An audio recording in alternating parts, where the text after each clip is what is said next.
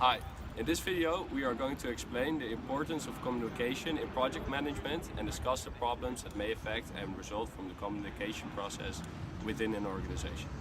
We will then discuss the possible solutions to these identified problems, concluding with the disadvantages and benefits of effective communication for the members involved and consequently the business.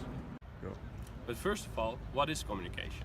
Communication is in simple terms the process of sharing ideas and information.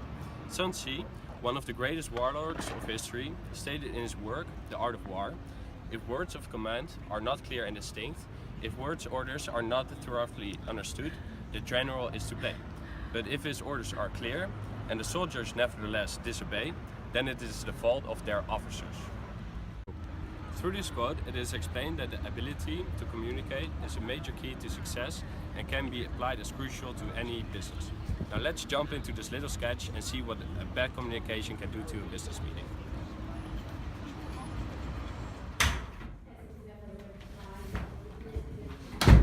Well, team, I requested this meeting to see where we are with the Verily & Co project due tomorrow.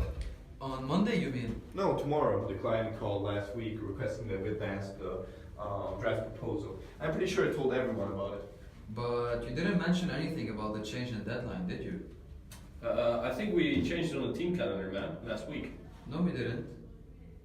I think there might be then an issue with the program because I met with Sarah yesterday and she was still negotiating with the offshore production. Wait, where's Sarah? She called in sick this morning. Well, yes, I'm still waiting for the cost of the offshore production to calculate the financials for the year. I asked her to have them done by today, but I haven't received anything so far. Come on, guys. I told you this deadline is really important. The client is a major stakeholder in our company. That's why I asked you specifically to have you do tomorrow. Oh, I thought you meant most of it, not all. Same, I thought we would have more time. I don't think we'll be able to have it done by tomorrow. The whole purpose of this meeting was to illustrate three main issues that could cause or happen as a result of miscommunication. Firstly, mediums to communicate such as emails, messages, and face-to-face conversations are essential in transmitting information from one individual to another. In cases such as emails and calendars, these tools also record and serve as evidence of past interactions between team members and/or clients. Technology has revolutionized the way humans memorize conversations. The increasing dependence on it serves sometimes as an obstacle, because anything that is not recorded online is subject to people's varying perception of its potential meaning, causing misinterpretation of the intended message and the person that tried communicating the message in the first place. Moreover, even if the intended message is sufficiently communicated, there's always the possibility the other party did not understand or pay enough attention to be able to understand what was being conveyed. Lastly, a person's external environment, cultural background, greatly affects factors such as person perception of time, which is closely linked to productivity. Communication, more specifically low context communication, specify what is meant by certain terms, reducing the opportunity for error. Employee mistrust, absenteeism, and low morale. People want to be engaged to feel connected to the organization. Feeling disconnected can have a profound effect on business through absenteeism, lack of motivation, and turnover. Bad interpersonal relationship. When people don't feel connected to each other, it opens up the door for misinterpretation and for questioning motives and intent. The grapevine effect. By not sharing information, you ensure a grapevine will sprout.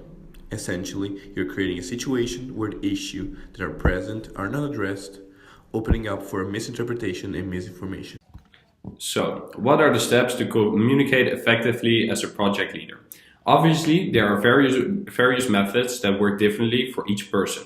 However, we will be mentioning 5 essential steps thought to be the most appropriate to optimize communication in a professional environment. Choosing a convenient time of the day is step 1. It is of uttermost importance for a meeting, since you don't want people who are half awake or really excited to start the weekend. Excluding these variables prevents others from having some hidden agendas and not concentrating fully.